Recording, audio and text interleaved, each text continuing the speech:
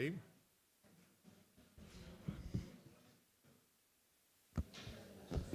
¿Se me escucha? 1, 2, 3, 4.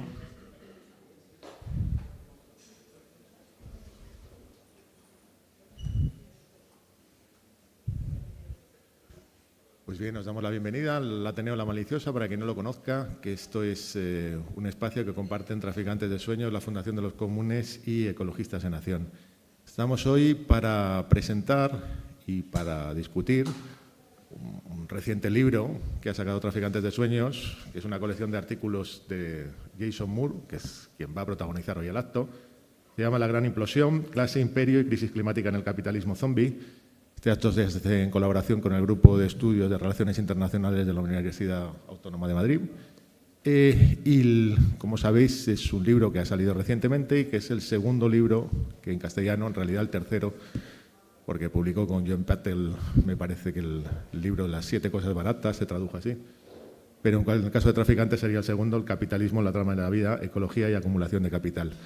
Como ya sabéis, Jason Moore es uno de los pocos representantes de lo que podríamos llamar pues, una historia ambiental enfocada en una crítica al capitalismo que parte y arranca, en este caso, pues bueno, la Escuela de las Relaciones, de la Escuela de los Sistemas Mundo, que protagonizó en su momento a Arrighi, Wallerstein y tantos otros, y que en cierta medida siempre ha estado asociado un poco a las reflexiones o las propuestas políticas que se han lanzado desde este espacio, ¿no?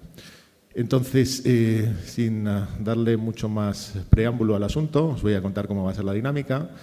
En principio era una presentación más o menos larga sobre la trayectoria académica de Jason Moore por parte de Joan Molinero, que él es investigador senior en el Instituto Universitario de Estudios sobre Migraciones, entre comillas, y director de la revista de Migraciones y del Máster de Cooperación Internacional al Desarrollo.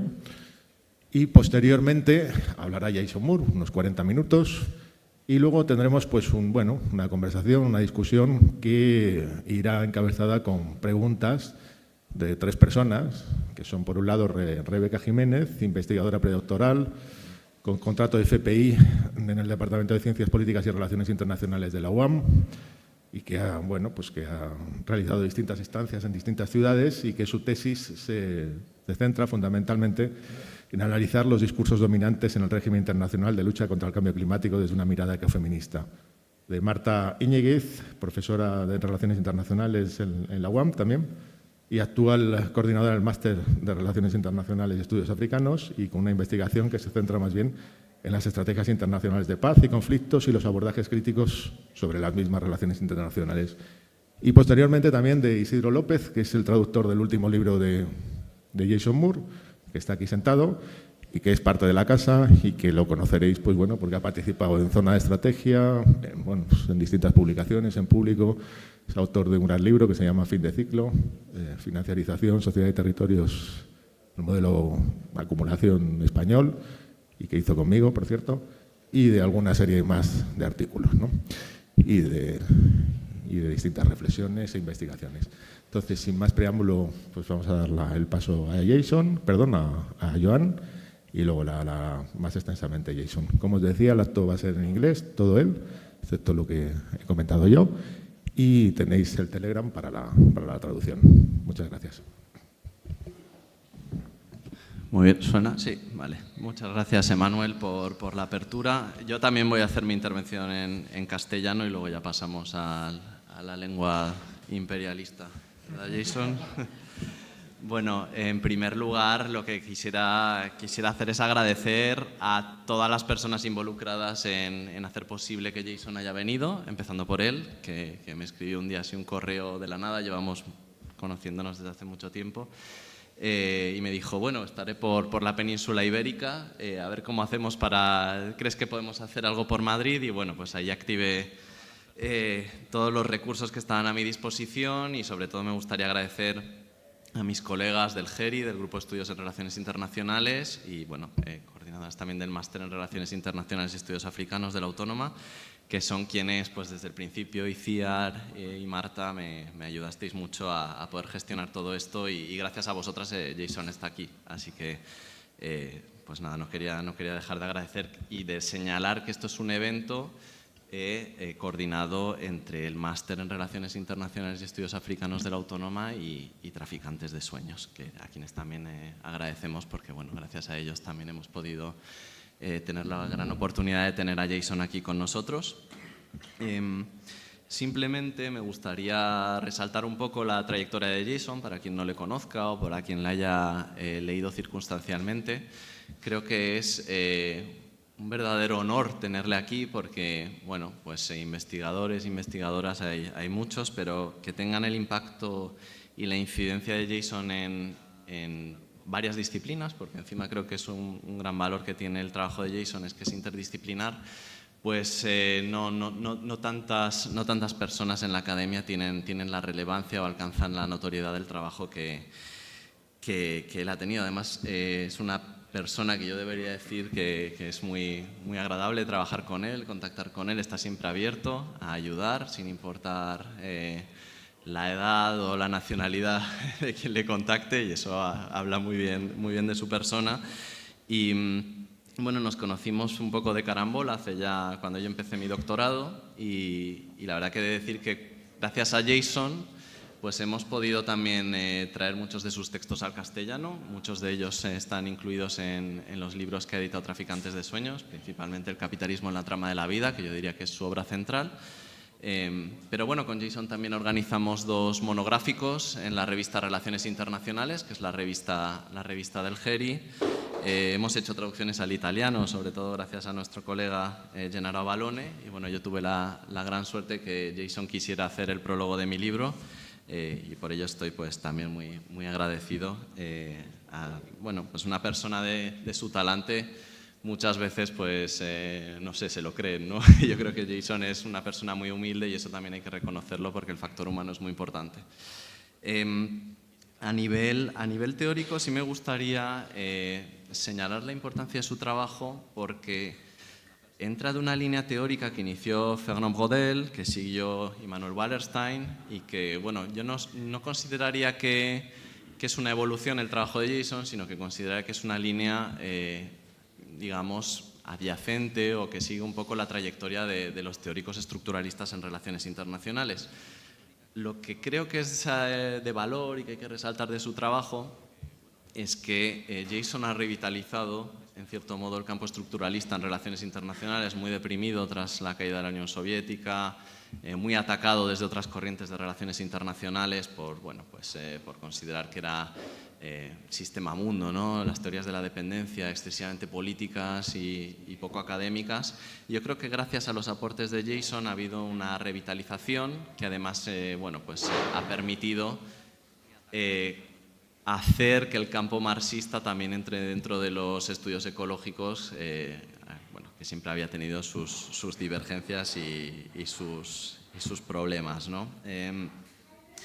También creo que el gran valor del trabajo de Jason ha sido volver a situar el capitalismo como la estructura de las relaciones internacionales, pero no el capitalismo como siempre se había estudiado, como un sistema socioeconómico, sino como un sistema ecológico, ¿no? Un sistema que ha moldeado el planeta Tierra de una manera funcional a sus intereses y que por lo tanto tiene efectos en todo el globo, en todos los actores y en todas las dinámicas que gobiernan la realidad internacional. Creo que para nuestra disciplina ha aportado unas herramientas teóricas fundamentales, pero creo que también el valor del trabajo de Jason reside en haber aportado una perspectiva o un marco que trasciende las relaciones internacionales, que trasciende incluso el marco del análisis histórico, geográfico, puesto que su propuesta de ruptura con el dualismo cartesiano es interdisciplinar, diría. Y yo creo que ahí radica el mayor valor o el valor de base de su trayectoria, el hacernos pensar en cómo inconscientemente dividimos los estudios que hacemos o los análisis que llevamos a cabo entre el mundo social y el mundo natural como si fueran 2 esferas que pueden interrelacionarse o no, pero que son diferentes, ¿no? Y lo que ha venido a aportar Jason es justamente un marco que las unifica y que revela cómo lo social no puede entenderse sin lo natural y lo natural sin lo social. Es decir, que al final estamos hablando de la naturaleza humana y extrahumana, ¿no? Como como dos caras de la misma realidad. Simplemente también creo que es importante reseñar que bueno, su trabajo no solo ha seguido la línea del estructuralismo clásico, como mencionaba, sino que ha aportado una noción que es la de ecología-mundo, en vez de sistema-mundo, para revelar ese impacto que tiene sobre la ecología planetaria el sistema capitalista. Pero también Jason nos aporta otros conceptos que han sido fundamentales y que están creando escuela, que creo que eso es también algo muy relevante, como por ejemplo el concepto de capitaloceno, para referirse o para hacer la contranarrativa al antropoceno, ¿no? Es el ser humano abstracto el que ha cambiado el clima, sino el sistema capitalista, que tiene unos responsables y unos objetivos y unas dinámicas propias, ¿no? También la trama de la vida o el oikeios, ¿no? como Jason lo ha denominado. Conceptos como el biotariado, del que nos hablará probablemente ahora. Y bueno, también me gustaría ya cerrar esta breve introducción señalando que Jason, a raíz de su trabajo, ha creado lo que es la Red Mundial de Ecología Mundo, ¿no? Que es una red relativamente informal y horizontal de investigadores e investigadoras en Ecología Mundo y en cuestiones conexas, y que creo que no solo es importante e interesante por la promoción del tipo de trabajos que hace, sino porque, como Jason lo llama, es una conversación, ¿no? Nosotros igual desde la academia lo llamamos más como un paradigma, un enfoque, el de la ecología mundo. A Jason le gusta llamar la ecología mundo una conversación. Y por eso estamos aquí, con un evento abierto al público. Esperamos que podáis participar. Conversaremos luego con nuestras colegas de la Autónoma y con Isidro. Lo que revela también la apertura, la flexibilidad y la disposición a discutir sobre algo que no está cerrado, y creo que es el gran valor que puede tener un paradigma, yo sí que lo llamo paradigma, que esté abierto, ¿no? a ser debatido, a ser ampliado, a ser cuestionado, porque así pues, bueno, se va enriqueciendo, y tras ya diría una carrera de más de 2 décadas, por lo menos con estos enfoques, desarrollando estos enfoques, pues la producción académica ha sido muy prolífica y muy interesante. Así que sin más dilación, gracias Jason por haber venido, por estar con nosotros. Te dejo paso a tu intervención y luego seguiremos con el conversatorio. Muchas gracias.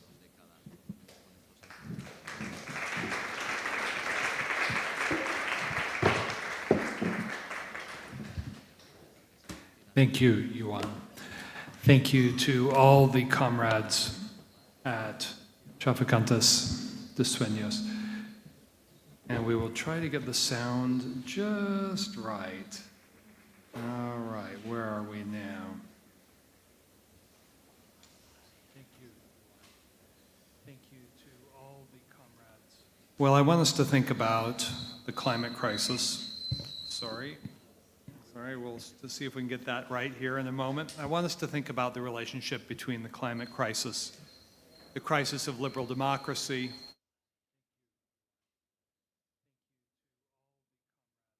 well, I want us to think about the climate crisis. Sorry, we'll see if we can get that right here in a moment. I want us to think about the relationship between the climate crisis, the crisis of liberal democracy. Yes, all right. Now we can begin in earnest. Yes?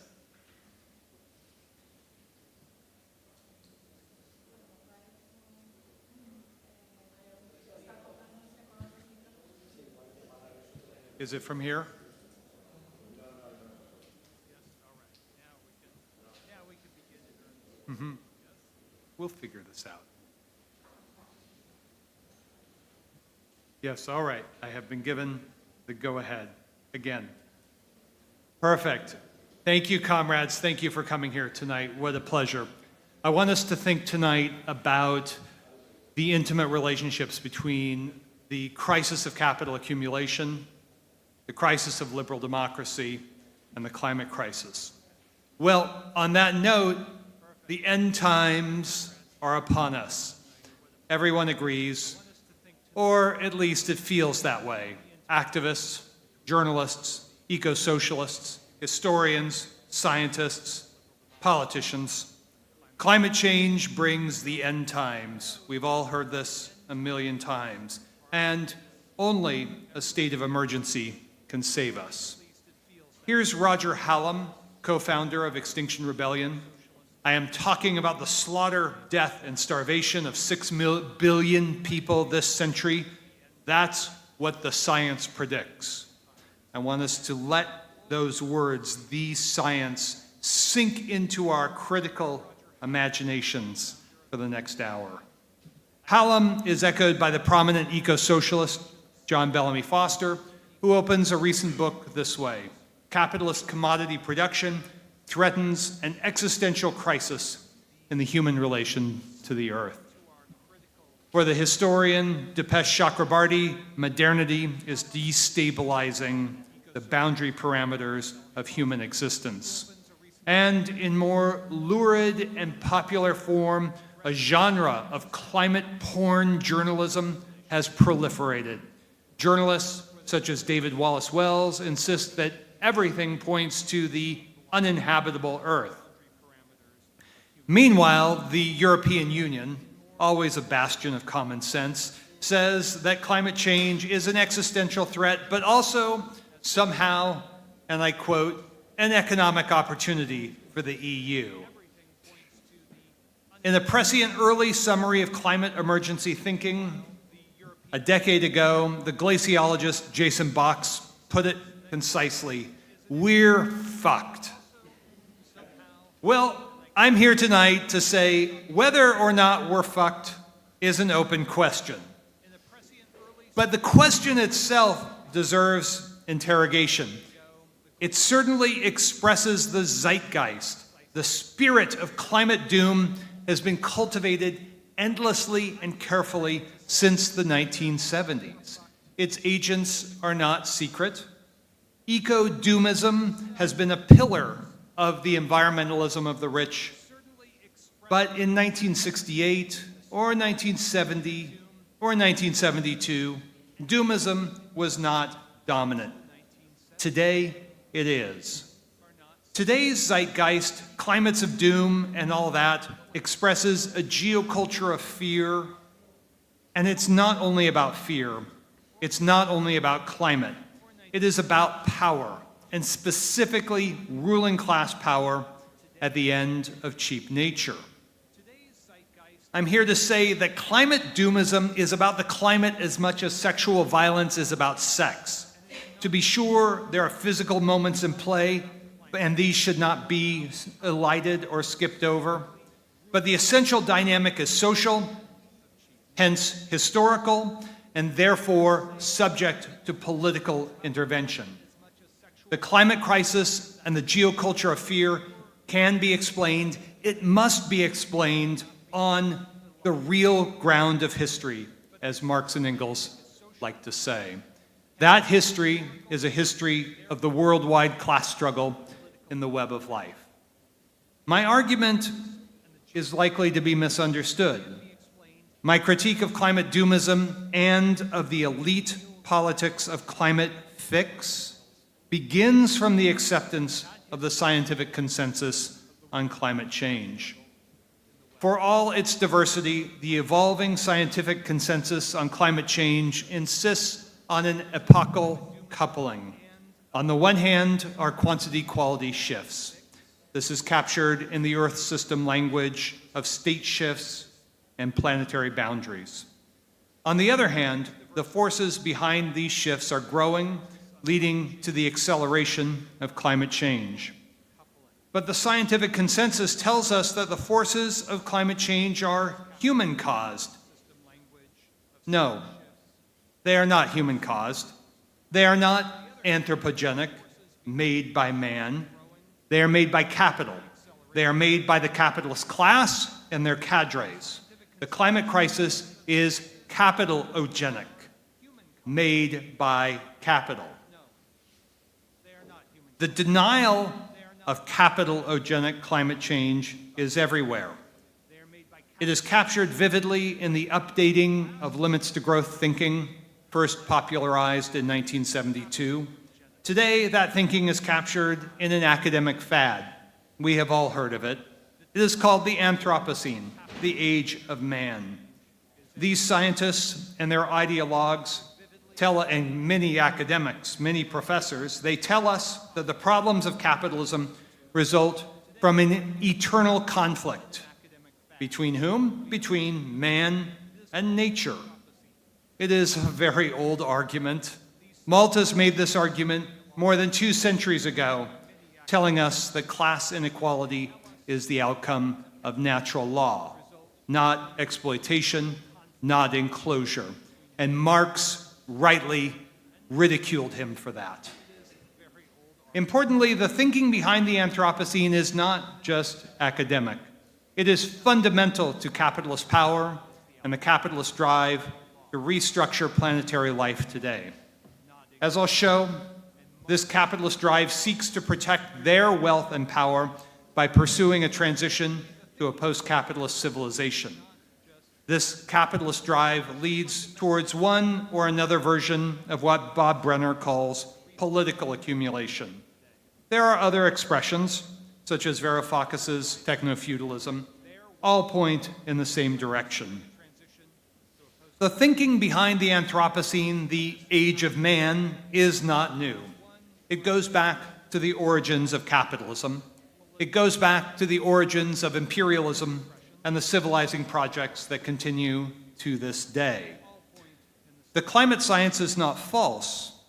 It is one-sided, as Marx liked to say. While descriptively correct, its projections assume capitalism will survive, more or less as we have known it since the 16th century. It is on this basis we are told by the most powerful people in the world that we, an abstract humanity, are running out of time. And because we are running out of time, we are in the midst of a climate emergency. Climate emergency is not mere rhetoric. Socialists know this. Language is what Marx calls practical consciousness. Climate emergency is not mere rhetoric. It produces the fraudulent claim that state of emergency politics, not popular democracy, are required to fix the climate crisis. The science tells us so. Let us remember that whenever the popular forces revolt, the bourgeoisie always returns to an ideology, the ideology of good science, the science. The ruling class under attack always returns to nature as a ruling idea. And in every instance, from the era of Malthus to the era of the Second Revolution, Industrial Revolution, and eugenics, to the World Revolution of 1968, good science and nature have been used to limit popular democracy. Today's globalist architects of climate policy are very explicit on this point. Democracy, by which they mean liberal democracy, is too slow. There must be, as the Club of Rome's 2012 report underlined, less democracy.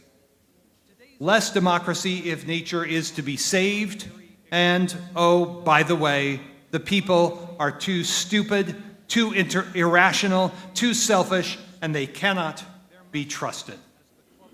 Nevertheless, the scientific consensus on climate crisis outlines a very serious conjuncture in both senses of that word. Conjuncture in the English language means to come together, but also, as in many Western European languages, a conjuncture in the sense of a cyclical downturn. I take these scientific accounts, even if they are one-sided, these scientific accounts of climate crisis can be taken at face value. But, as we know from reading Marx, appearance and essence are not the same. Socialists must go beyond the obvious recognition that climate change is disastrous. We must be clear that the scientific extrapolation into the future, the extrapolation of climate trends, is premised on an untenable assumption. It is the assumption that capitalism, as we have known it since 1492, will remain more or less stable. This is also the perspective of most environmentalists. But it is mistaken. It is magical thinking. This view endows capitalism with supernatural powers. Capitalism stability is precisely what is impossible because of the biophysical impacts of climate crisis. The climate crisis is therefore very real, but real in what sense? It is real in a Marxist sense, not in the Malthusian sense of the scientists, the policymakers, and unfortunately, many activists. It is so real that ongoing biospheric state shifts, the Earth system language again, undermine the essential conditions for endless capital accumulation. And while these conditions are manifold, if we were to choose just one contradiction, it would flow through agriculture, but not in a Malthusian sense. Agriculture is, of course, the foundation of surplus food and surplus labor. This is the basis for all civilizations. It has been the basis for class societies long before capitalism. From the middle of the Holocene, the so-called relation of man and nature has been a class relation in the web of life. This I take to be Marx and Engels' basic argument, initially formulated in the German ideology. And if you haven't read it, don't worry, I won't go into great detail, but do yourself a favor, take some time to read the first 30 pages. You will not regret it. Their point and my point cannot be exaggerated. Class is a historical relation of labor with the earth. It's a metabolic relation.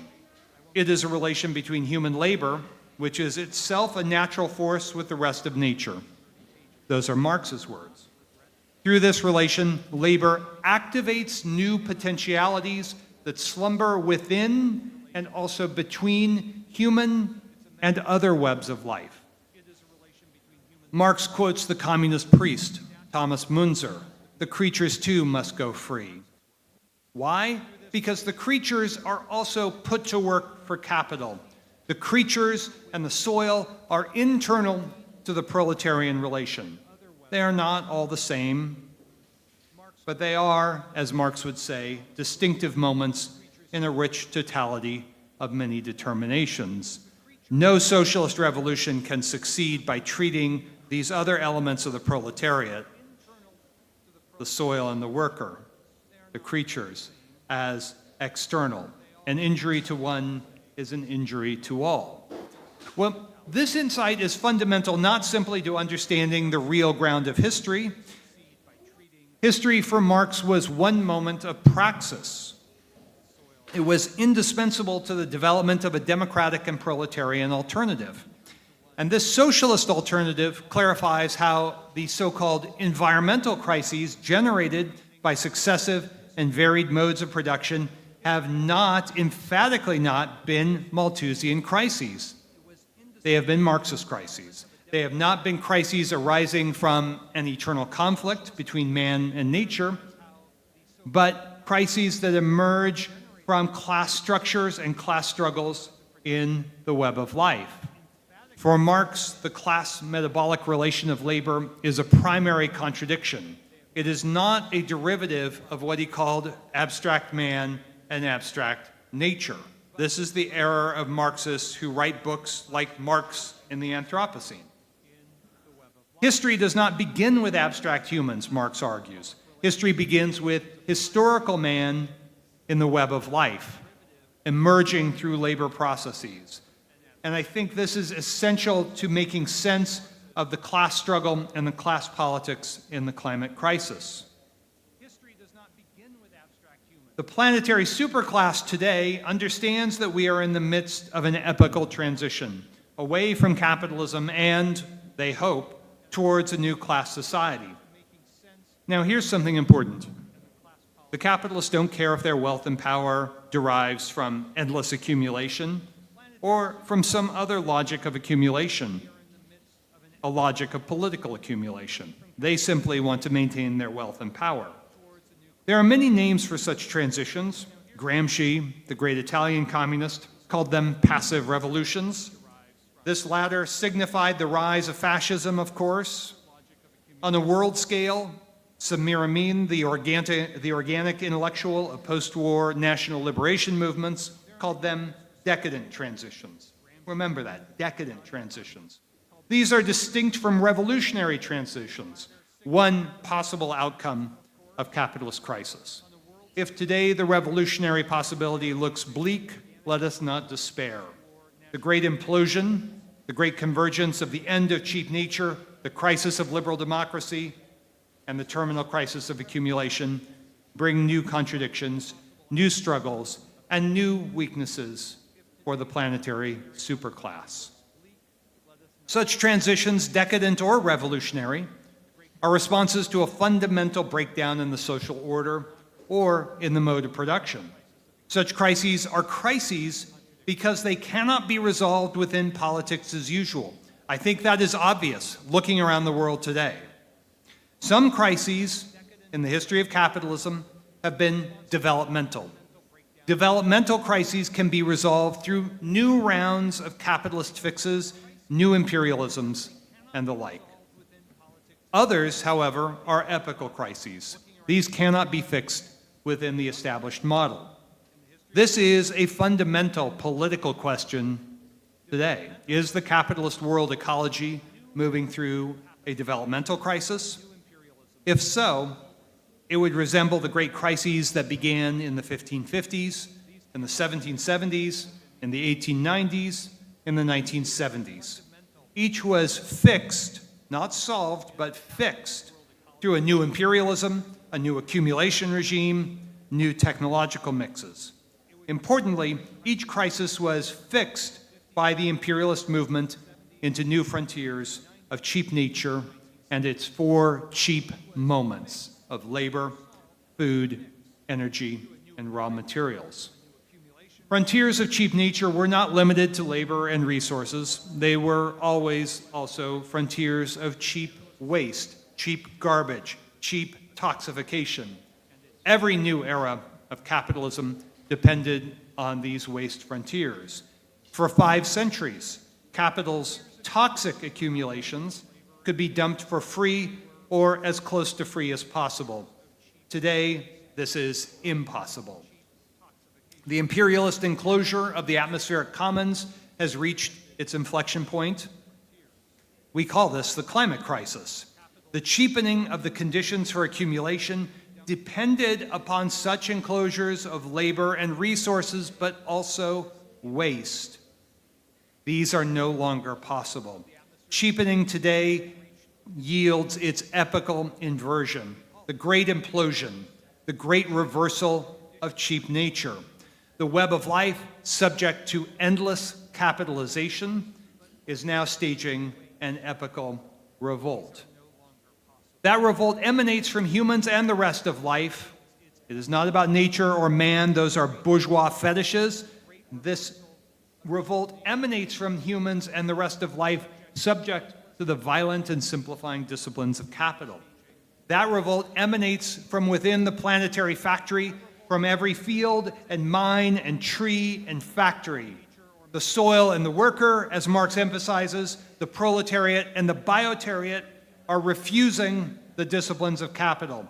Capital can no longer cheapen effectively. The bills are coming due. The accumulation process is undergoing a fundamental transition towards political accumulation. The costs of production are rising unevenly but sharply.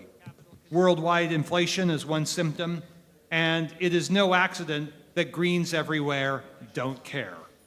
The basic fact of economic life, the end of cheap nature, is necessary to understand today's epochal crisis.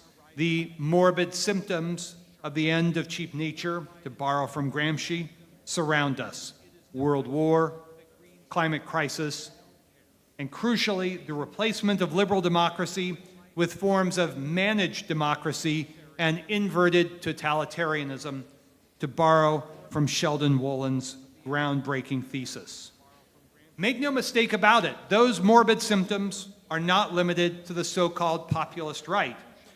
Indeed, the rise of the populist right is a response to managed democracy, created by what Tariq Ali calls the extreme centrism of neoliberal ruling parties in the imperial West.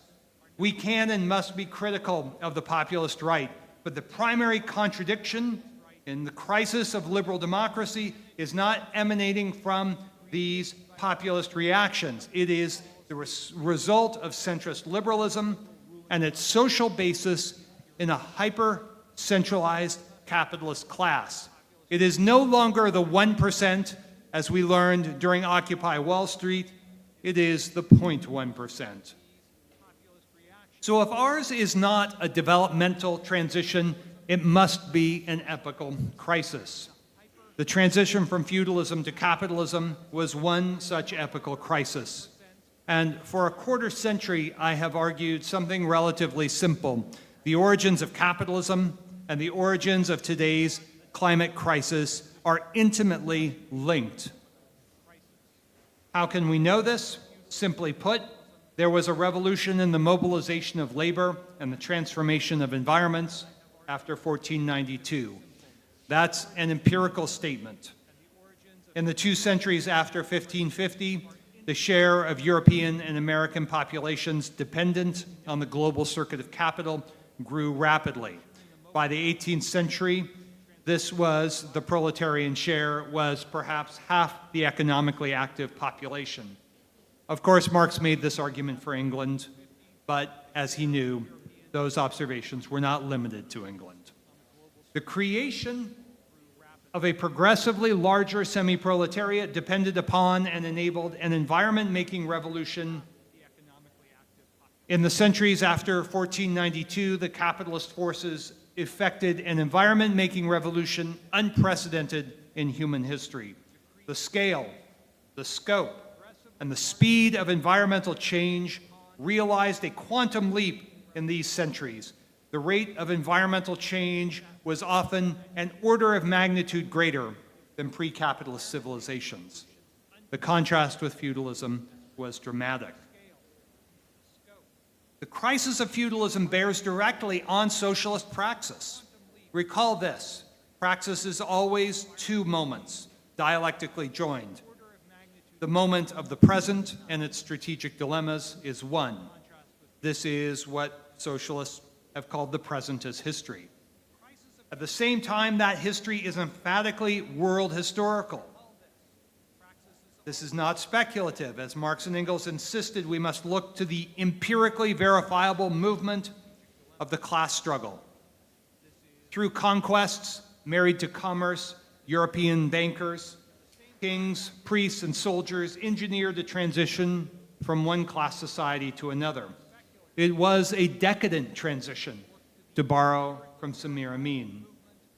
It occurred in response to the climate class conjuncture of the long 14th century, the arrival of the Little Ice Age. There are important parallels with the 21st century. A favorable climate turned unfavorable. The agricultural regime stagnated. New diseases appeared. The ruling classes, meanwhile, tried to squeeze more surplus labor from the direct producers, and inequality worsened. None of that created an epochal crisis. Climate change does not create social crises on its own. That is climate determinism. That is a right-wing argument. Climate change is mediated by the class struggle in its rich totality of many determinations. Feudal crisis was the work of a mighty class revolt across Western and Central Europe. The ruling classes were defeated. For the popular classes, a golden age in living standards dawned. The crisis of feudalism involved many catastrophes for many people, no question, but it was not a collapse, as the Neo-Malthusians tell us. It was not a question of so-called overshoot or carrying capacity or an outsized ecological footprint, as the Neo-Malthusians also tell us. It was a crisis and a transition determined by the class struggle in the web of life. It was not a Malthusian crisis. It was a Marxist crisis. So too our climate crisis today. The story of feudal crisis is distinctive but not exceptional. Across millennia, bad climate has undermined ruling class power. Bad climate invariably signals moments of political possibility for the popular classes. Through this dynamic, bad climate has enhanced the power of the producing classes. This was true in the Bronze Age crisis around the 12th century BCE. It was true for the crisis of the Roman West during the so-called Dark Ages cold period. After the 14th century, it was true for the capitalist West in the great climate crisis of the 17th century. And you know what? It was true again during the age of democratic and industrial revolutions. The world revolution of the West, punctuated by peasant and proletarian revolts, alongside the French and Haitian revolutions, occurred during the last great cold period of the Little Ice Age. But climate is not destiny. Climate change is dialectical causation. Climate change is a contradiction multiplier. Climate's winds of change can power the sails of a civilization poised for a new golden age. Alternatively, its storms can batter the rickety structures of a civilization grown decadent. This was true of feudalism. It is true of capitalism today. Climate change is a contradiction multiplier. Capitalogenic climate change today suppresses the rate of profit, exacerbating the overaccumulation process, leading to the centralization of capital, leading to the narrowing and constriction of liberal democracy, leading to a worsening capitalogenic climate crisis. This maelstrom of contradictions centers, of course, on a primary contradiction: too much capital, too few investment opportunities. That's what we call an overaccumulation crisis. And that overaccumulation crisis is, as I've just shared with you, intimately connected to the changing climate and intimately connected to the crisis of liberal democracy as distinctive expressions of a singular problem. This is no polycrisis. This is a singular crisis with many expressions of a crisis of capitalism in the web of life. The climate crisis is therefore internal to capitalism's epochal crisis today. It signals capitalism's zombie phase. Zombie, what could that mean? Its source of vitality, cheap nature, has vanished. The essential cheapening, the violent cheapening of life, labor, and lifeways continues in all the old ways. But the violence of cheapening is not producing a new era of cheap nature. It is not resolving the overaccumulation crisis. This is, again, not speculative. Over the past half-century, systemic agricultural and labor productivity growth has slowed. This is fundamental to capitalism. It erodes the socio-ecological basis of progress, with an uppercase P, progress, and its world historical counterpart, bourgeois democracy. In this epochal inversion, the great implosion, the costs of production no longer fall, instead they rise. They generate morbid and deadly symptoms. Within the epochal crisis gestates the possibilities for revolution from above and from below. I will say it again, today's ruling classes do not care if they rule over a capitalist or a post-capitalist system. They simply want their wealth and power. They care about maintaining that grip on wealth and power at all costs. So why should this matter to our climate politics? I will tell you. Because today's ruling classes are fully prepared to embrace a strategy of climate mitigation and climate adaptation as long as two conditions obtain. First, the cost must be borne by the bottom 80%. Second, ruling class wealth and power must be protected. This explains the North Atlantic ruling class's embrace of climate emergency rhetoric and its attendant geoculture of fear.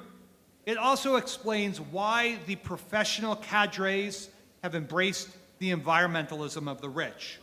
The professionals benefited from neoliberal accumulation. but they are now subject to proletarianization. The professionals are afraid too. Fear is very important, as we learned during the pandemic. Fear is not a mobilizer. Fear paralyzes. Fear encourages credulity. Fear makes us dumb. Indeed, as Frank Herbert, the science fiction novelist, reminds us, fear is the mind killer. And the key ingredient in the politics of fear is nature.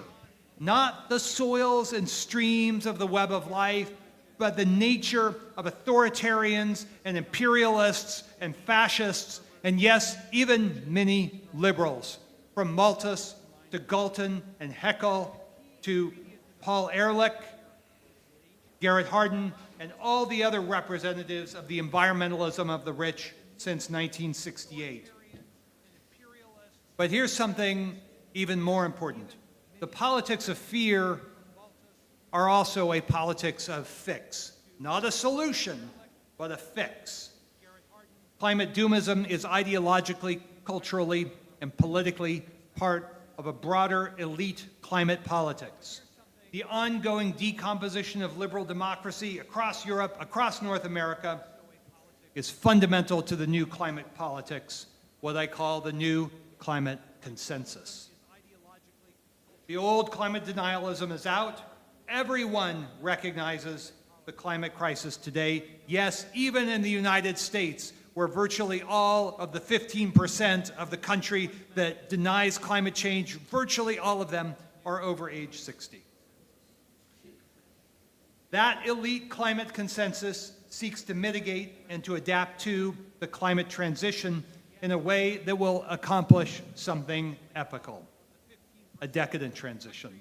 To accomplish this, the minimally democratic character of liberal democracies must be thoroughly contained, civil liberties gutted, and the security, intelligence, tech apparatus, the deep state, expanded.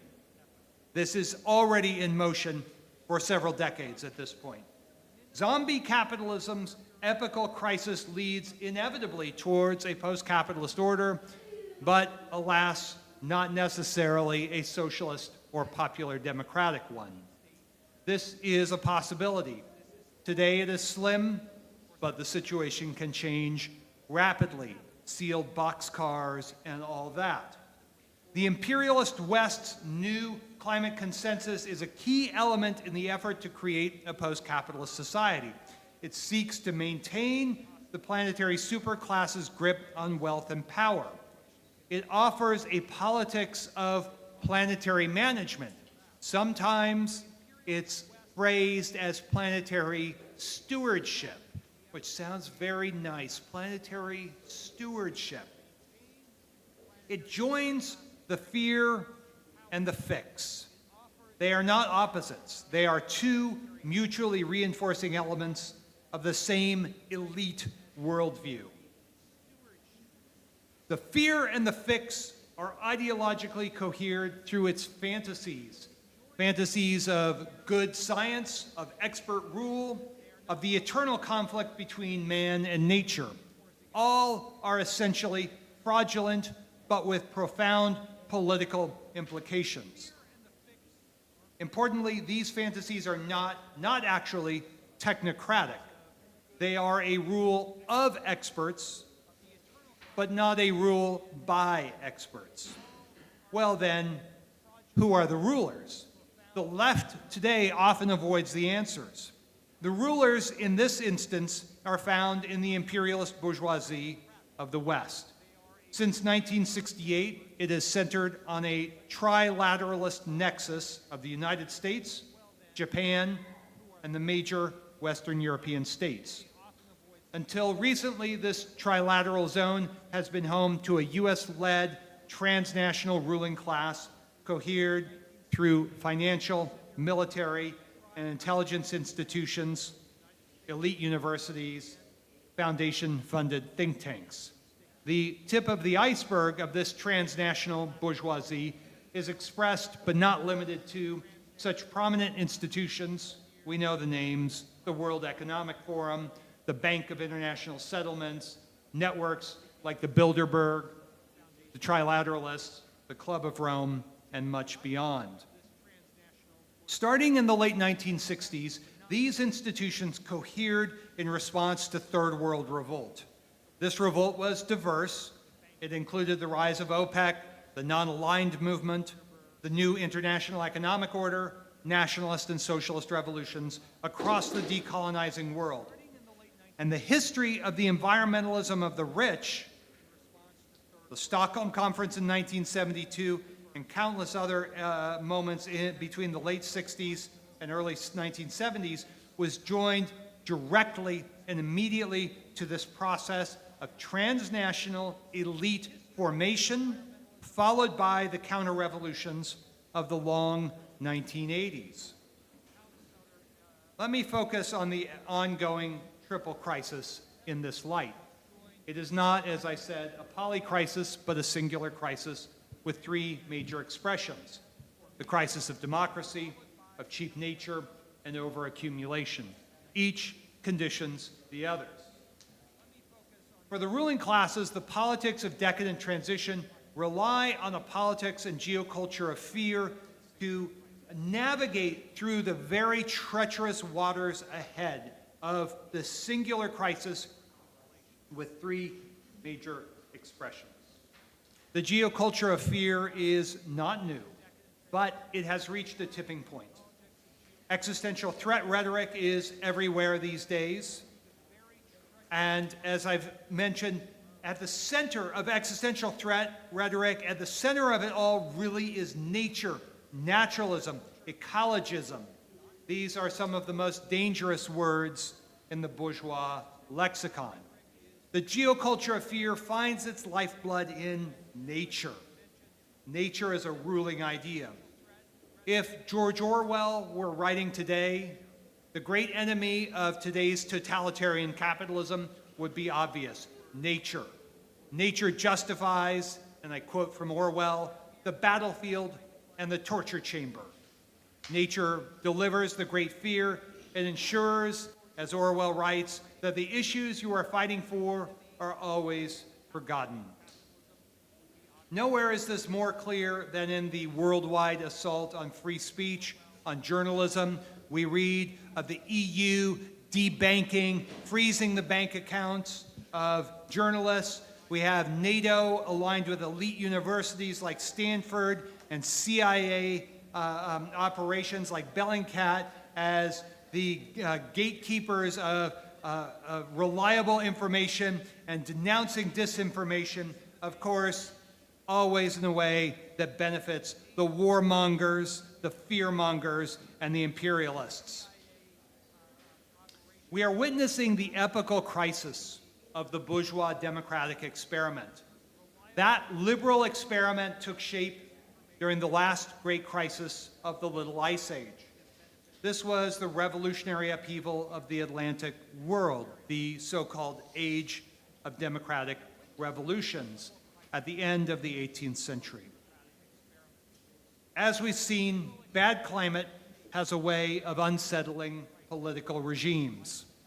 It had done so in the early 17th century when capitalism was forming, and before that in the 14th century crisis of feudalism.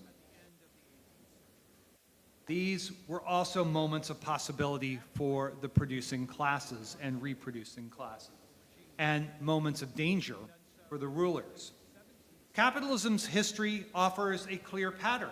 Whenever popular democracy threatens, nature appears. In the 1790s, in the late 19th century, in the 1960s, each was a moment of popular revolt. Each time it was met with the bourgeoisie's return to nature, nature the ruling idea. Bourgeois naturalism, science, natural law, these are powerful ideological forces. It's no coincidence that following the unprecedented popular revolt and unrest after the 2008 financial crisis, we saw another return to nature. It was climate doomism and its necessary complement, climate fixism, the fear and the fix. Since 2018, the fear and the fix have been closely joined to the claim that we live in a climate emergency. This language previously appeared only sporadically. And then, wouldn't you know it, all at once. And here's the thing, whenever fear-mongering language appears, suddenly, overnight, we know powerful interests are in play. State of emergency rhetoric is dangerous. It is a gateway drug to state of emergency politics. I am old enough to remember when socialist intellectuals and organizers understood the dangers of emergency politics. All the way back in 2007, Naomi Klein published a book, The Shock Doctrine.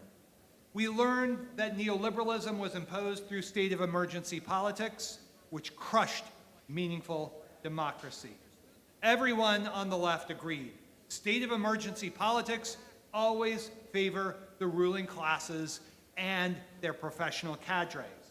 A decade later, everyone forgot Klein's lesson. Everyone politely nodded as socialists wrote books and gave lectures about the climate emergency. Here I have to turn to Orwell once again. The dangers of emergency rhetoric in politics have been memory-holed.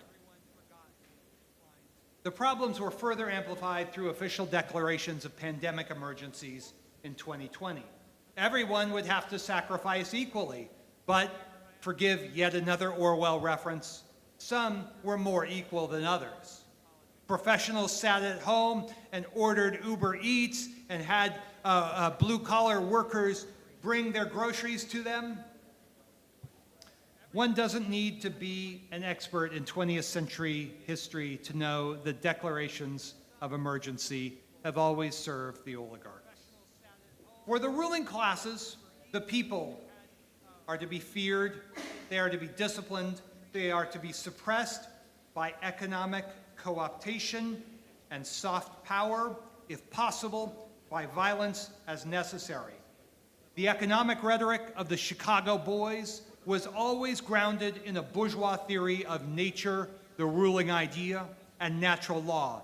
It had been so for centuries. Their free markets, natural law, were imposed through the barrel of a gun. The same political logic marks ecological emergency politics. Restore the balance of nature through authoritarian means, and everyone benefits.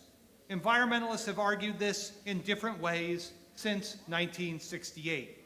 And the world's working classes have grown increasingly weary of these arguments and their policies. Nearly everywhere, they are rejecting neoliberal economics and neoliberal environmentalism. That doesn't mean working classes don't want healthy food, clean air and water, safe working conditions. In fact, environmentalism, and here I speak specifically of the United States, was always opposed to working class struggles. The resulting right-wing populism today widely announces that climate change is a hoax. But this is not the old climate denialism. We have to look more deeply. The climate hoax announced by the populist right is a critique of the ways that emergency politics justify climate austerity and justify the narrowing of democracy for everyone. Everyone, but once again, some more than others. Emergency politics, therefore, are immediately hostile to anything democratic. Their major constituency is never working classes who are invariably, in all different conjunctures and situations, skeptical of states of emergency. It was true during the pandemic, and it was true during the neoliberal debt regime. The major constituency, of course, are the professionals, the new, so-called new middle strata formed during the long neoliberal expansion. The professionals are not a social class, they are a cultural formation and a labor market segment, but they are significant because across the West, especially in the US and Western Europe, they dominate socialist politics. Worldwide, and especially in the trilateral zone, Japan, the US, Western Europe, the ranks of the professionals expanded dramatically after 1975, especially in the USA. In the neoliberal era, the professionals benefited more than any other non-capitalist group. After 1975, American professionals saw their living standards steadily improve. It was a grand social bargain with capital. Culturally and politically, the professionals turned against the industrial working class. The working class was savaged by the bourgeoisie. Meanwhile, professionals enjoyed rising wages in comfortable suburban communities. The proletarian majority, meanwhile, was subject to wage repression, mass incarceration, the destruction of their communities. But since 2008 and the financial crisis, the professionals have been learning that they are workers after all. Waves of corporate downsizing have rendered many professionals surplus to requirements. Artificial intelligence is amplifying that movement.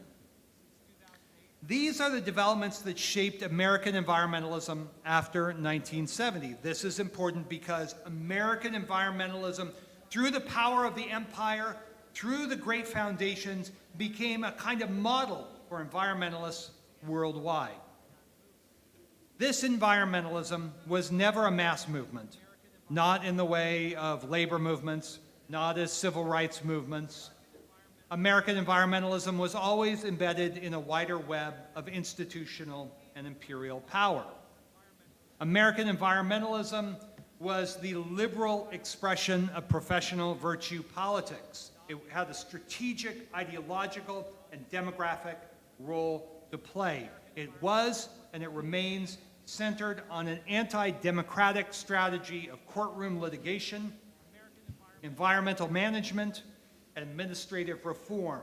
Go to any university in the United States and look at their environmental studies program. It is a business school for managing environmental affairs. Environmentalists love agreements that promise good things, like the climate theater of the COP meetings, but it doesn't do anything, and it's not supposed to. So from its origins in 1968, this environmentalism was always at odds with working class mobilizations. Today, progressives say nothing about the history of environmentalism, the history of environmental thought, and its close and intimate relationship with political power and economic power. Socialists routinely endorse the Anthropocene, the age of man, and its limits to growth. There are, of course, limits, but they are not limits made by man against nature. They are the limits of capitalism in the web of life. Nor does the left speak the truth about the environmentalism of the rich. This is a concrete formation. It is an eco-industrial complex. It comprises billionaire foundations, government ministries, green parties, university research and education programs, and non-governmental organizations. It is a concrete expression of zombie capitalism's anti-democratic tendency. The eco-industrial complex is administered and managed by virtue-hoarding professionals. This combination of technocratic and scientific dictatorship is fundamental to the new climate consensus. That consensus does not mean everyone agrees, just the capitalists and their professionals. The new climate consensus agrees on the severity of climate change and the need for Huxley's scientific dictatorship, not democracy, to meet the challenges of the climate crisis. It is a project for a decadent transition. The eco-industrial complex is fundamental to the techno-authoritarian climate mitigation and adaptation strategy now underway. The rights of nature, REDD and REDD+, nature positive, and much beyond. The planetary superclass, however, needs a professional class to achieve this decadent transition. This is the strategic importance of the professionals today. But as I have mentioned, these cadres, these professionals, are maybe 15% of world population. Will they go along with their downsizing to 10%, to 8%? We shall see. This is a problem of class politics and class structure. So this is this crisis of, I'm with you. This is a problem of class politics and class structure. The North's professional class is no longer growing but shrinking, which is one major factor in the so-called populist revolt. Their golden shackles, their handcuffs, are being replaced with something much less comfortable.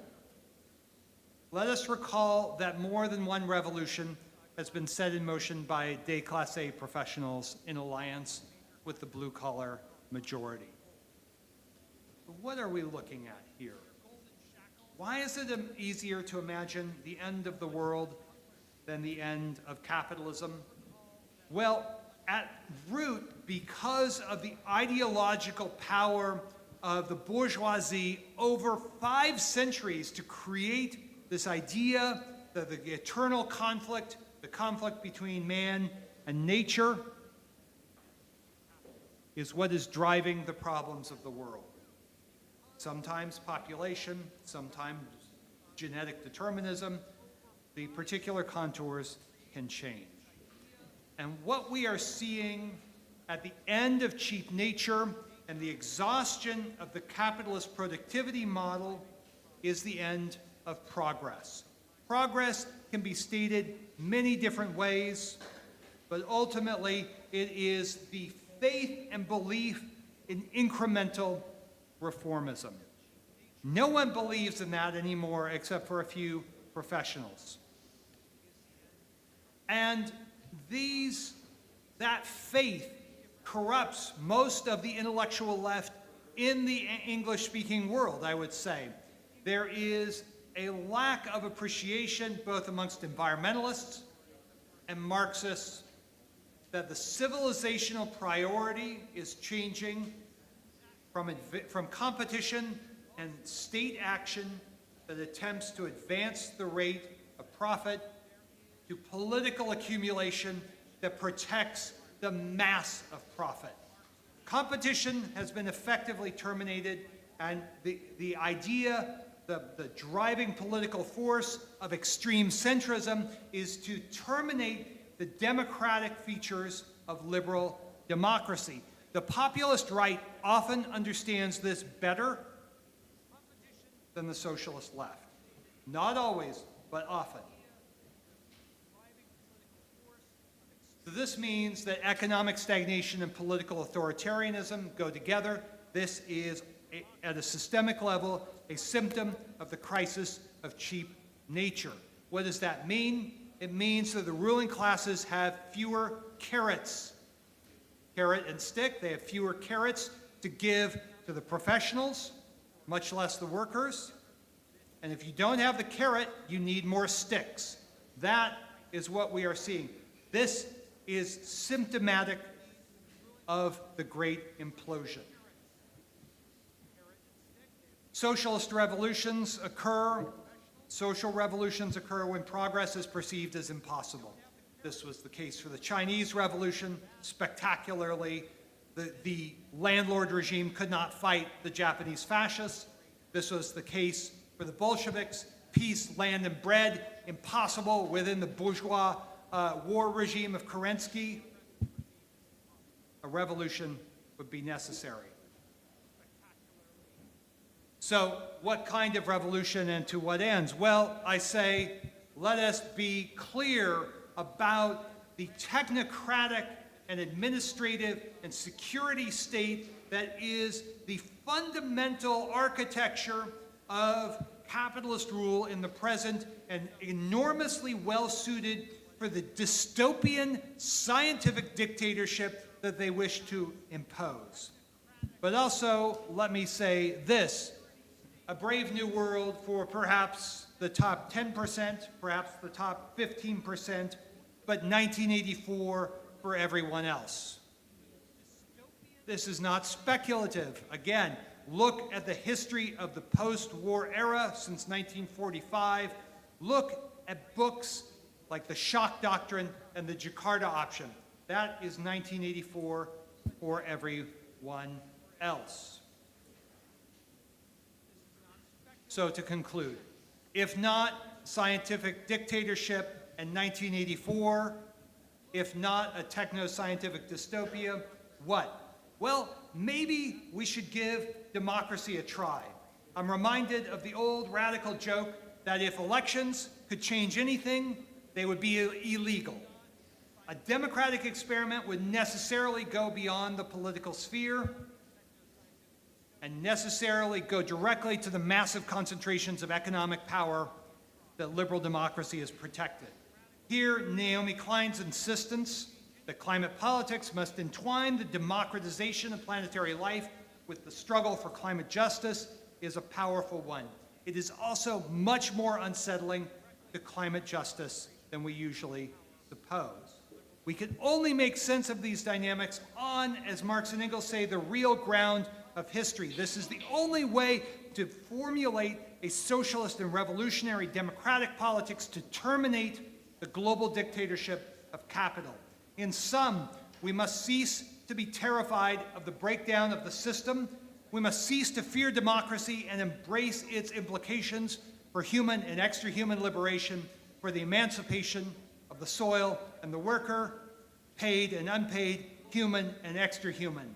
This not only implies, but if we are to be successful, it requires that we embrace the planetary possibilities of socialism in the web of life and not shrink from the hard choices on the long march of revolutionary transformation. Thank you very much.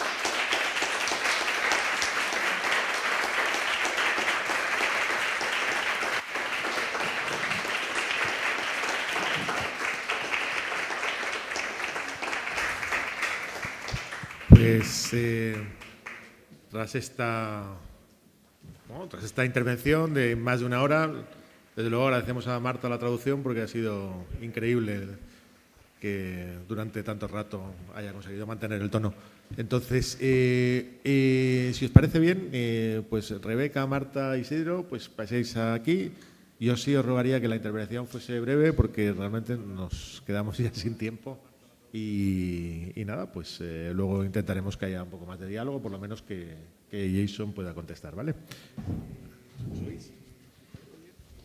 Si te quieres quedar ahí o lo que quieras.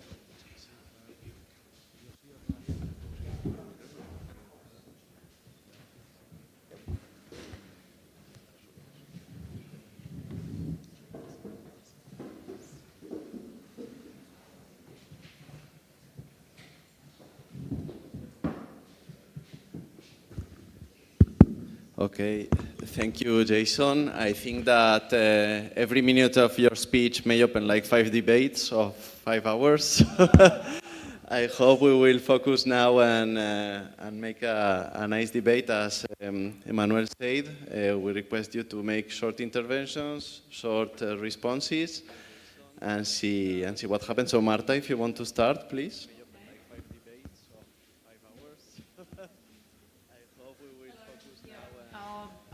Be very brief because I would like to hear everyone's contributions, but also because I think your intervention, Jason, has been very rich, like your work is, and I really encourage everyone to read Jason's work because I think it's very rich in thought, in research, and in challenge, and in making us really think about where we are and what to do right now, in the sense, not in the emergency sense, but in the sense of what's really needed right now. I just want to make 3 points that have sparked my thinking and would love to hear your thoughts. You make it very clear that we live in the capitalism, and that the sort of the start of this is capitalism, and you mark this with 1492, creating these two very marked dynamics in terms of exploitation and the turning pretty much everything into a commodity to purchase and to slave, and precisely the start of sort of systematic slavery. Now, I think it is important, and I completely agree on your historical argument and how really we need to think about history. And in that respect, for me, really the history doesn't start there. It really starts, as you say, perhaps 10,000 years ago with the start of agriculture and the Neolithic revolution. And with this, I don't want to just, undermine the argument, but it is just to say that capitalism, for me, might even be thought of as a result of a longer-term construction of authoritarian, exploitative domination of other beings, whether they're human or not, and that without capitalism, we need to be wary about what kind of institutions we want to build or future in, because capitalism might be the crystallization of processes that started years before. The other 2 points is just, I think you make it really clear that capitalism and modernity rest on what you call the binary of human and nature, on racism and sexism. But then in some pages, you actually make the point that the modern forms of racism and sexism start in the 17th century. And then again, it seems to me that argument makes us think as if capitalism comes first, and then we have racism and sexism. Whereas I think they are really, they really make capitalism possible, and they lay to the foundations of it. You make the point with 1498. It is thanks to racism that we actually had colonialism. They're a fundamental foundation of the system we have now. And just a kind of brief note on the revolution and the what should we be really fighting for? And I think you make it really clear. In that respect, I would like to hear your thoughts on. It seems to me that you want to make your argument against many people and against many activists and against many socialists, and I take the point, and I think you are right in what you're saying. But I want to also hear what are the points of convergence in terms of how, where to sit down, how to sit down, and what to aim for in terms of making this revolution possible. Thank you.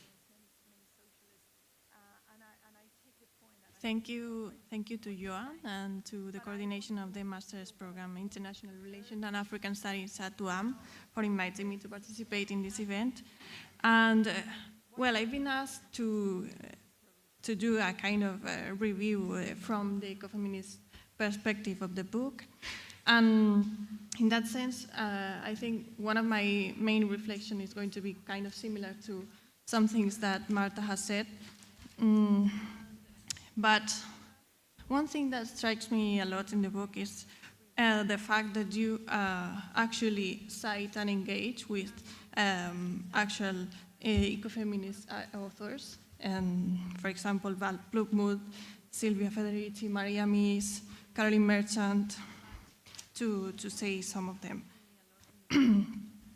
And I think the fact that you engage with them is powerful and also a political gesture, because sometimes these authors are sidelined in ecological and in Marxist theoretical debates and literature. So I would say that ecofeminist thought shares a lot of the analysis of the dominant abstraction that you analyze on this binary of man against the notion of nature and how they've been constructed historically. But you link this construction to the rise and the emergence of capitalism, and you say in the book, and you situate the rise of this dualism around the year of 1492 with the conquest of the Americans and the emergence of global capitalism. And from an ecofeminist view, probably there would be some kind of dialogue or debate around this idea, because of we could say that the construction of this ontological abyss between man and nature and how we signify these ideas, probably it would have much deeper roots and what we would call a longue durée. For example, some ecofeminist authors have talked about the ideas of how in Plato's thinking there's very significant splits against of the world of the ideas against the material and sensory world, and how this is transmitted into bodies and tasks in societies. For example, how free men were devoted to reason, political deliberation, and the life of the polis, while women and slaves were relegated to basically material life, care, nourishment, etc. So this idea that ancient Greek constructed this idea that full humanity was reserved to free men, and women and other subjectivities were related in that epoch to a more natural world. Or for example, Caroline Merchant says about the myth of Genesis and how Christianity has constructed this idea that the earth is a place of punishment, not a place of belonging for humans, and the figure of Eve, representing women, becomes a scapegoat for the original sin of humanity. So, in that sense, what I want to emphasize is how, from an ecofeminist view, the roots of anthropocentrism and instrumental reason do not originate with capitalism, but rather capitalism inherits and qualifies them, and probably through imperialism globalizes them. So we could trace a genealogy of philosophical foundation and cultural myths that shape this collective consciousness that provided the ground for the modern world system that would take place in the 16th and 17th centuries. So I would say this is the most significant difference between ecofeminist analysis and this book's proposals. But in fact, I think there's a really common ground, that is a shared diagnosis, is the need to dismantle the hegemonic abstractions of man and nature and how they operate and make functions for neoliberal global capitalism. So, yeah, thank you. That's the main idea. ¿Te está entendido? Sí. Okay, I want to talk about politics. Your book was Capitalism in the Way of Life. Was an important book, right? It certainly was an important book for me. I remember sort of punching the air and saying, yes, someone says it at last, right? It's all about capitalism. But the thing is, as you say many, many times in your works, being right is okay, but we need to put down capitalism, which is a bit of a task, right? So let me just summarize some concepts of your work related to the current political moment, right? The term Anthropocene, the popular Anthropocene, that you named, that is the Anthropocene, that is the current dominant ideology, just packs like a group of historical contradictions of environmentalism, right, of historical ecologism. It's not the same, as you know perfectly, Europe and the USA haven't got exactly the same history regarding this, but there are some points in the term Anthropocene that, yeah, and it's much more linked to the unions. But there's also the problem of the crisis of Fordism, right, which is pretty important here in order to reorganize and all that. But the contradictions that the term Anthropocene points to are very central, such as there is not a material subject of environmentalism.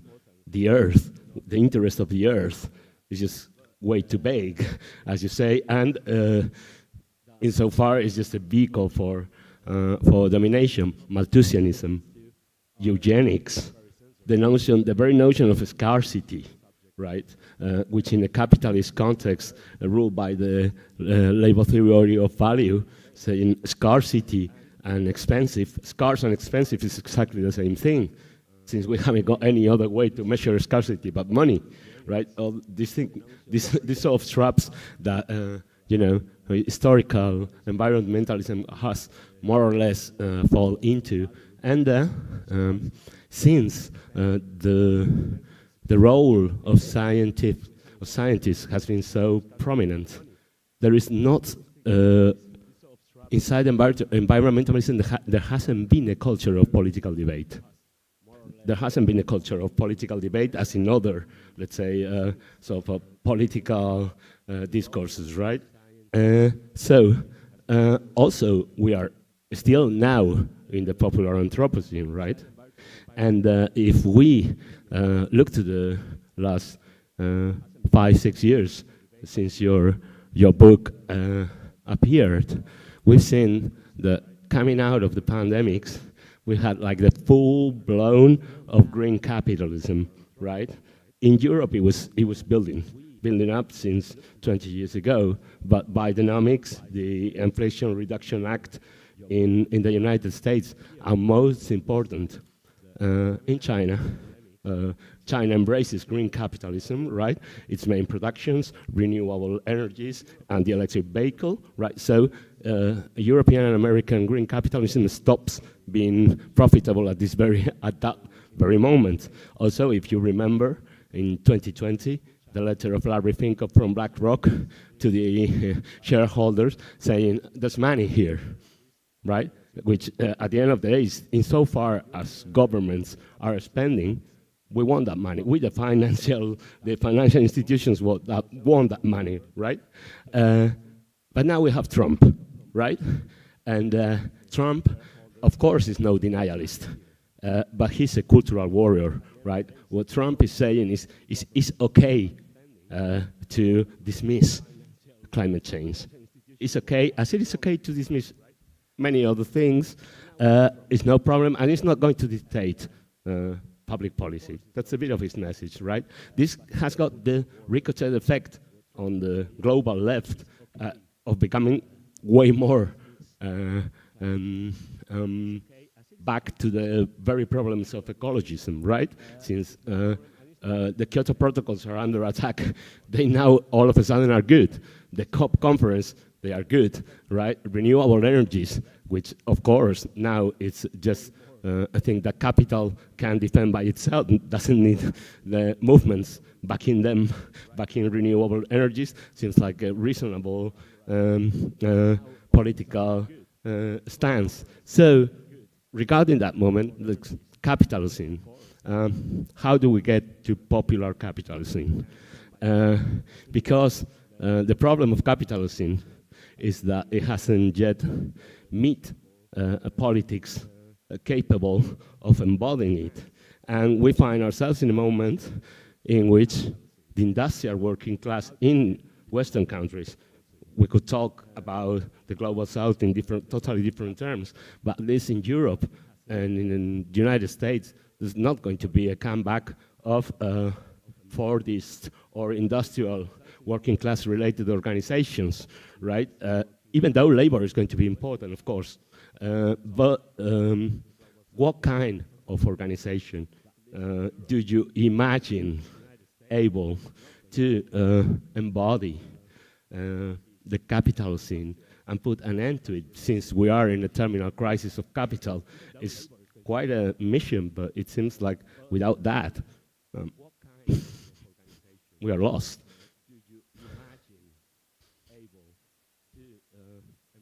Fantastic. Thank you for all these wonderful questions. Central to, let me try to address these in order, more or less, because many of the themes that my first two comrades spoke to are indeed fundamental to the arguments of the Great Implosion. My perspective is a bit different, but also shares some commonalities. Yes, of course, not the origins of agriculture, but the origins of class society are fundamental to look at, not least because they stabilize the carbon dioxide and methane levels in the atmosphere sufficient to keep the planet warm enough to avoid a new ice age. However, let's be careful about drawing a line, which I don't think you're necessarily doing, but the disjunctures between the different phases of class society, from the Sumerians and Bronze Age civilizations to then Iron Age formations across Eurasia, and then into the Middle Ages. You have differing combinations of banking, commodity production, proletarian life, in short, all the elements of capitalism, but never systematically combined. As for modern gender and race, those had to be invented by capitalism because they were constructed out of the raw material of nature and naturalism as a ruling idea, as an ideology. And if we just pause for a moment and think ideologically, there's more than ideology, but if we pause and think for a moment ideologically, pre-modern structures of ethnicity, if that's the right term, and gender were markedly different ideologically, but also importantly institutionally. The position of women in, say, 12th century France was incomparably better than it was in 16th, 17th century France. I think Federici has made that case well. She's not the only one.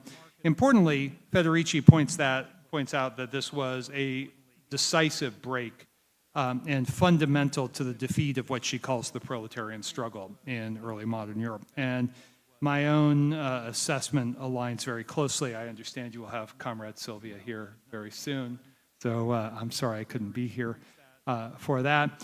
And this is what unites many of the figures that you say. You say I do this for political reasons, but in fact this is central to my analytical philosophical framework, is people like Maria Mies, Claudia von Berlhoff, Veronica Benhold-Thompson.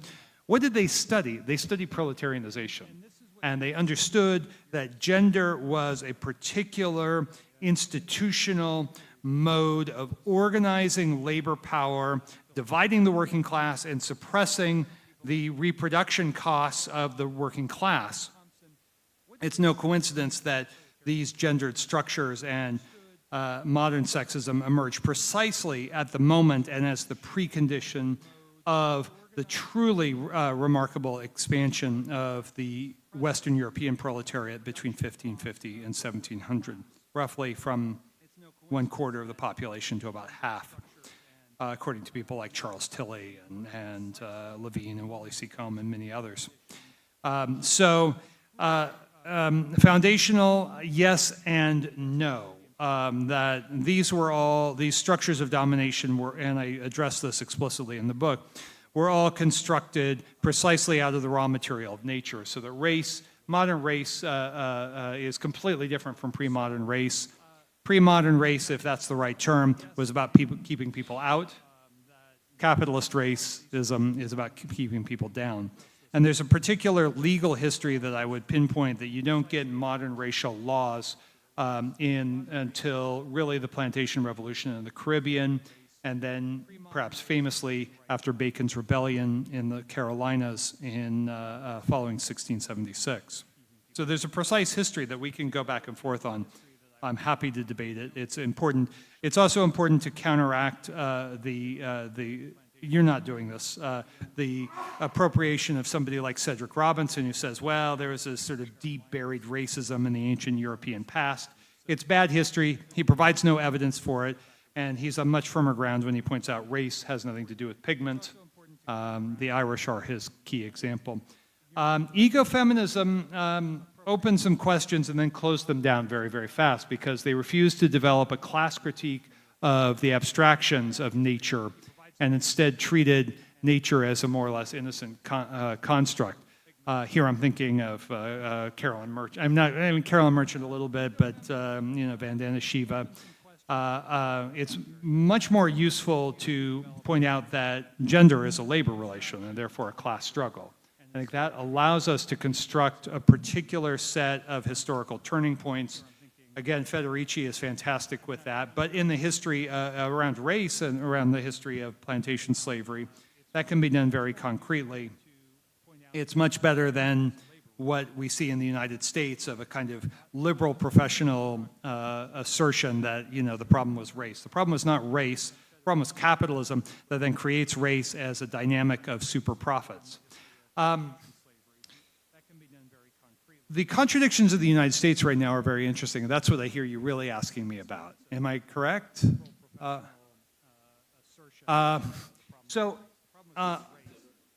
in the United States? Well, Trump is very interesting. First of all, that Biden was no sort of Green New Deal guy. And indeed, the spending of the Inflation Reduction Act has ended up being a colossal giveaway without anything to show for it. And you're not saying contrary. And of course, the Democrats have been just as enthusiastic about opening space for extraction and drilling as the Republicans. It's a one-party regime.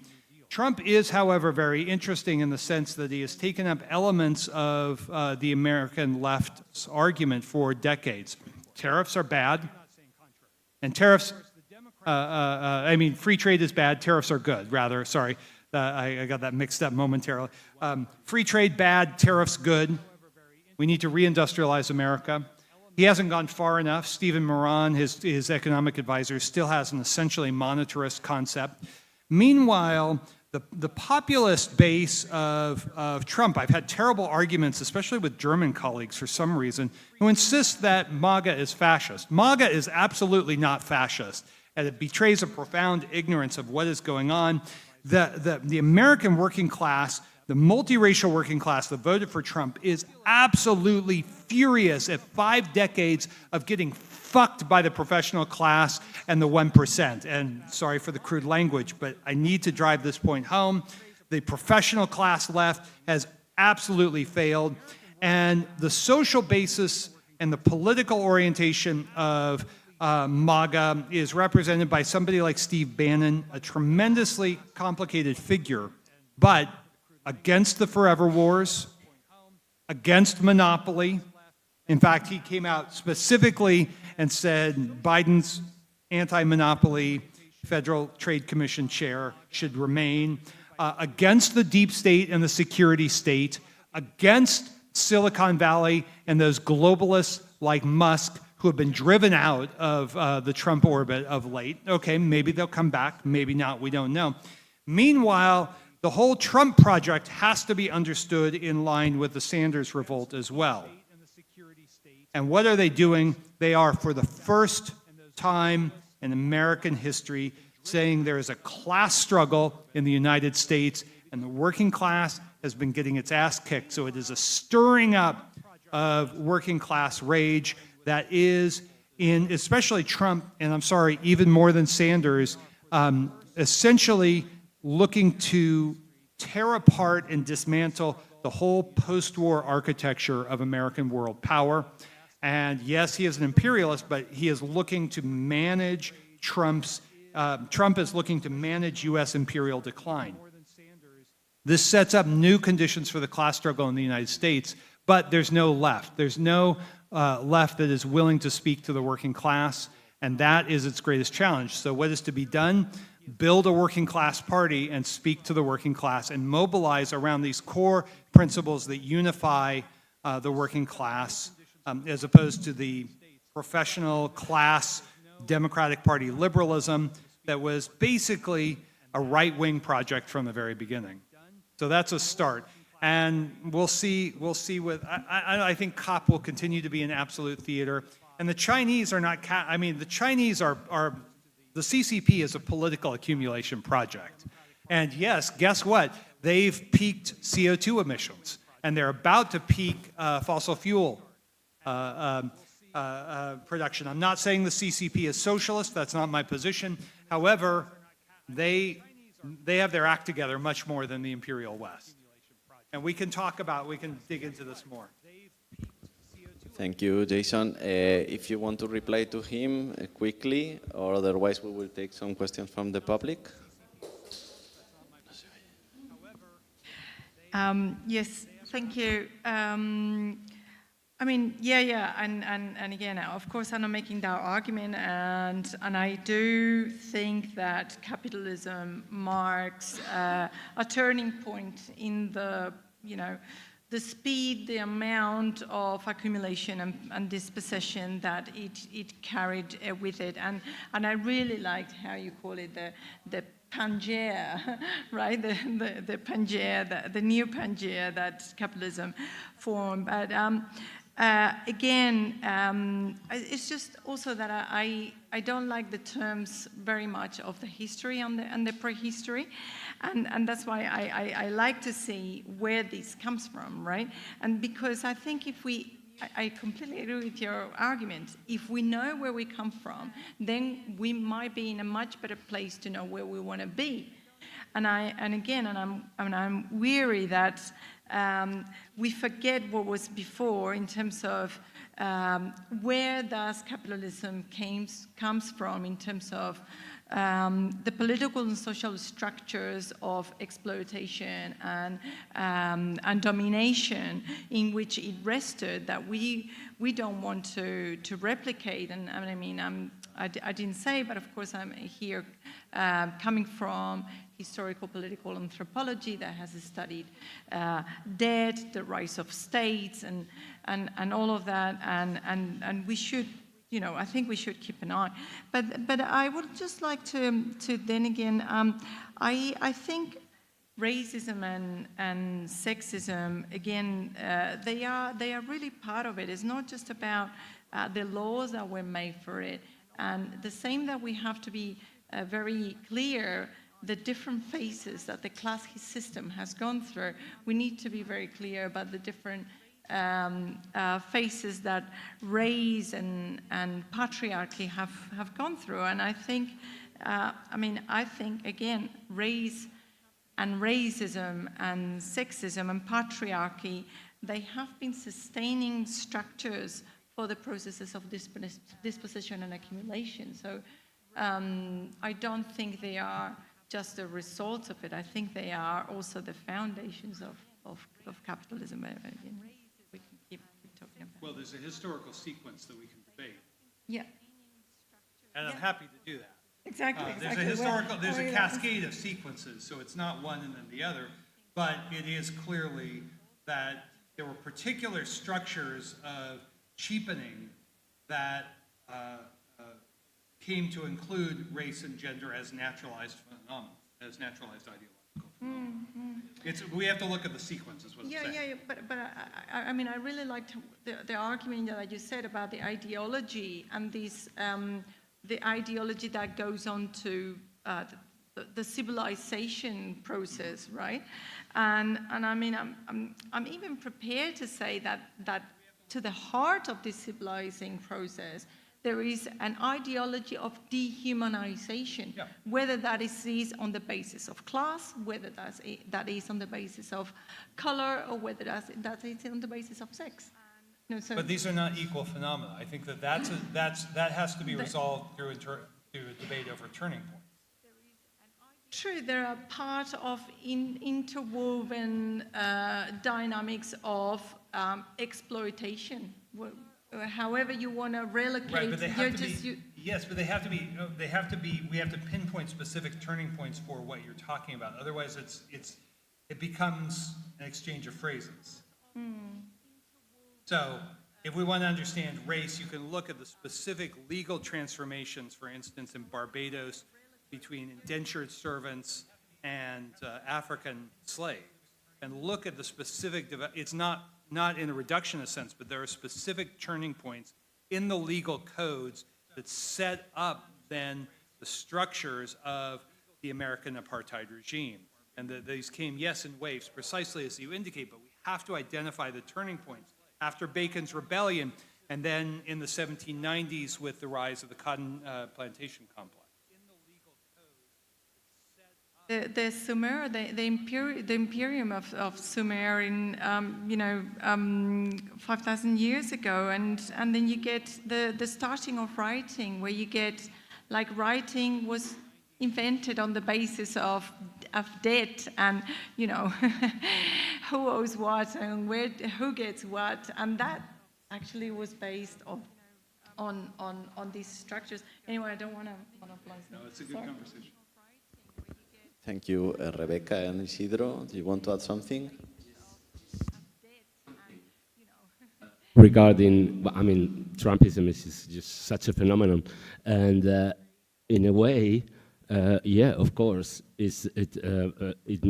Trump is managing a post-growth scene, right? It's like there's not going to be enough for anyone, so I have to start cutting, expenses in different ways if we want to finance certain things. So that's true, but also the first thing or the second that Trump said is, I want cheap money and cheap oil.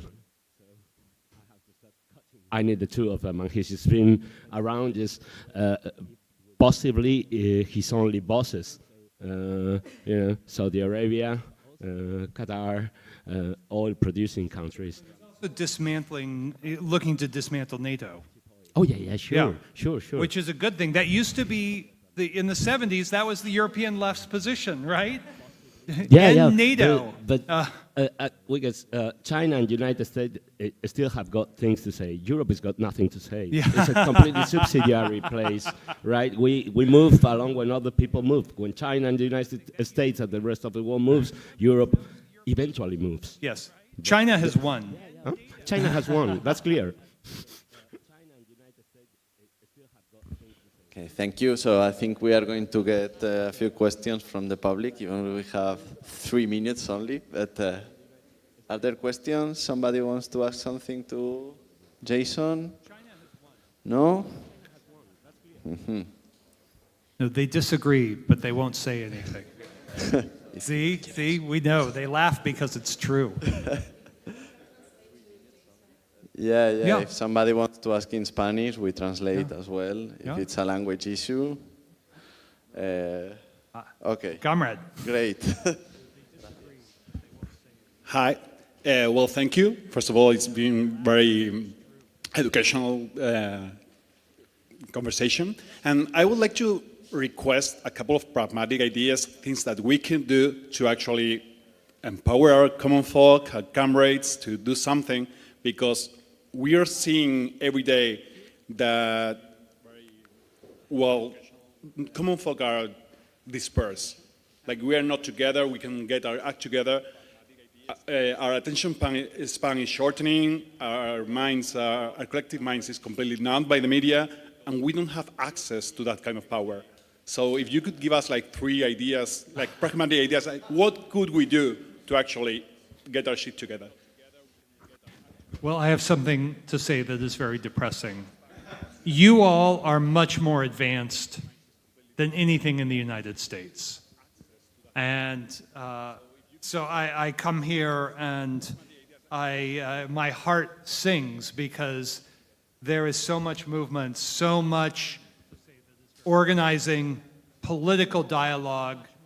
I see this even amongst the intellectuals. I said, for the world ecology conversation, it is in Spanish and Italian that the best work is being done, not in the English world. So I think it is I who needs to get the ideas from you. However, what I would say is across Western Europe and in the United States, there is a professional class leftism that I find extremely destructive. And it is a flight from class dynamics, not class as the Second International economic reductionist kind of class, which is the class of people, of comrades of mine like Matt Huber, and people who used to be comrades of mine like Andreas Malm. These are class formalists. They are economic reductionists. So how do we take seriously, and here I think the dialogue, especially with my feminist comrades, is especially important. We must take seriously the arguments of a properly feminist Marxist, proletarian, and feminist approach, but also one that joins, as I said, the biotariat, femitariat, and proletariat, not as separate categories, discrete parts of reality, but as an evolving whole. I think that means that, and I think there was a question about alliances somewhere, the alliances have to be around labor, not simply labor union labor, of course, around this relationship of socially necessary unpaid work, socially necessary paid work, and to ground our labor feminist, anti-material, anti-imperialist, anti-racist politics in a politics of labor in the ways that not only I, but I have advocated, that my comrade Nancy Fraser advocates, that I feel fairly confident in saying are close to those of Silvia Federici. These are the minority positions, to say that the class struggle is a class struggle in the web of life. It is an ideological struggle. It is a cultural struggle. And that means specifically looking for those, would be a properly Leninist, not in the sectarian, but a properly Leninist after Lenin's argument, look at the principle of labor as a metabolic class dynamic, and then find the ways to build the alliances. But I can't give you the brilliant ideas to organize. I think I need that from you. Thank you, Jason. I think we have to close now because, yeah, it's the end. Sorry, there are rules to respect here as well. So, thank you very much to all the participants. Thank you.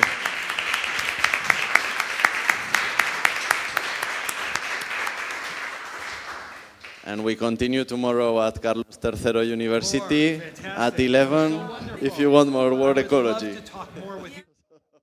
Thank you very much to all the participants.